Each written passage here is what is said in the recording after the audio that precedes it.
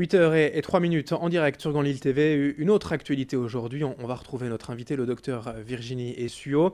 Alors, ce samedi, vous organisez un colloque à la faculté de médecine de Lille. Pour dire quoi? Quel est le but en fait de cette action?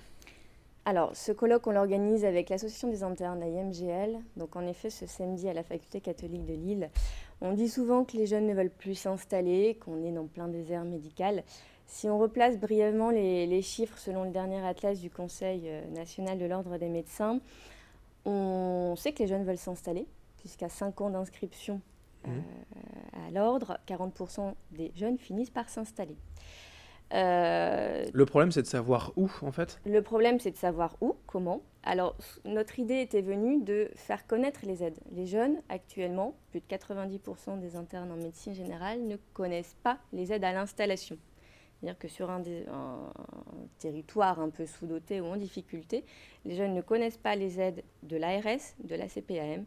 Donc, notre but et notre rôle de cette journée de samedi, c'était justement de leur faire connaître et de leur faire apprendre.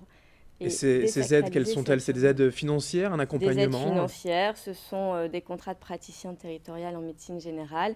Ce n'est pas que des aides financières, mais c'est aussi des contrats qui sont spécifiques pour arriver à une installation un peu plus sereine, que propose aussi notamment le Conseil de l'Ordre. Alors, vous faites partie de l'association Nord Agir, association de fait. jeunes médecins. C'est pour changer aussi un peu l'image du médecin généraliste, ne plus faire comme le vieux médecin de famille? Oui, les jeunes médecins de maintenant, on n'a plus vraiment finalement nos envies d'exercer comme nos aînés.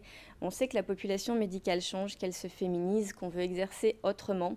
Et c'est vrai que ce syndicat né en 2009 et Réagir en 2008 était un peu à l'encontre de tout ce qu'on connaît en syndicat de médecins actuellement. Et en manière plus générale et pour penser avec cette journée de samedi, les jeunes médecins, ce sont eux qui finalement exerceront dans 10-15 ans. C'est à eux qu'il faut donner envie d'exercer et de s'installer en médecine générale. Et finalement, excepté les aides territoriales, les aides régionales, savoir connaître les aides à l'installation, les contrats, tout ce qui existe, c'est aussi repenser en national que la population médicale change, qu'on veut exercer autrement et que notamment le conventionnement sélectif qui est sorti il n'y a pas longtemps, voilà, il faut donner envie aux jeunes de s'installer et pas par le conventionnement sélectif, idée qui était sortie il y a quelques jours. Mais dans les faits, les constats, quels sont-ils dans la région Nord-Pas-de-Calais? Il y a des secteurs qui souffrent de désertification médicale? Alors, finalement, la problématique de désert médical, c'est plus une problématique de répartition, d'organisation. On sait globalement, dans toute la France entière, dans tous les départements, qu'il va y avoir d'ici 2025 une légère baisse de toute la population médicale, qui après va remonter. Chaque secteur et chaque territoire aura une dynamique propre et différente. Il n'y a pas une solution unique pour répondre à la désertification, il y en a plein. Elle doit venir sur le territoire d'élus locaux et de professionnels de santé. C'est surtout eux qui seront à l'impulsion, notamment des maisons de santé, dont on parle beaucoup en ce moment et qui sont en plein essor dans la région, grâce au soutien de l'ARS. Donc il n'y a pas une solution unique, il y en a plein.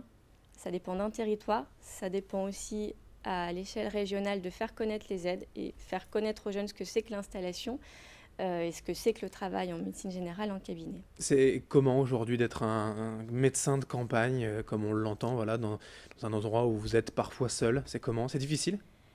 Alors, on ne peut pas travailler seul. C'est pour ça qu'il faut repenser la médecine générale ou en tout cas le soin primaire dans sa globalité. C'est-à-dire qu'un médecin seul ne peut rien faire. Il ne peut rien faire seul, c'est-à-dire qu'il est obligé d'être accompagné de paramédicaux, de spécialistes, d'hôpitaux de proximité. Donc il faut maintenant repenser en équipe de soins primaires dans une globalité. Le médecin de famille seul, comme on l'entend et comme on l'a connu il y a quelques années, peut encore exister, mais en tout cas il existera moins dans 10 à 15 ans. Alors, qui vous appelez en fait à venir à ce colloque? Les jeunes internes, les jeunes médecins, tout simplement, samedi à la Cato? Voilà, tous ceux qui ont envie de s'installer, tous ceux qui dans leur tête ont peur parce qu'ils ne savent pas vraiment comment faire ou parce qu'ils ont peur de l'exercice en ambulatoire, on les invite à venir samedi donc à la faculté catholique de Lille. Cette journée sera vraiment dédiée à leur faire connaître ce qui existe et puis à désacraliser ce moment dans la vie d'un jeune médecin pour leur donner envie de dire ben voilà, c'est pas si compliqué et on peut le faire. Voilà, et donc de se rapprocher peut-être aussi de votre association De Nord Nord Agir et Agir. de l'AIMGL aussi également. Voilà, pour On est connaître deux à coorganiser. ces aides et Tout à tous fait. les accompagnements qui existent. Merci, et docteur Virginie Merci à Essuot, vous. d'être venu donc ce matin sur Grande Lille TV pour évoquer le sujet. Rendez-vous samedi pour ce colloque à la faculté de médecine de Lille-Lacato. Dans un instant, l'information continue sur Grande Lille TV. Merci de votre fidélité.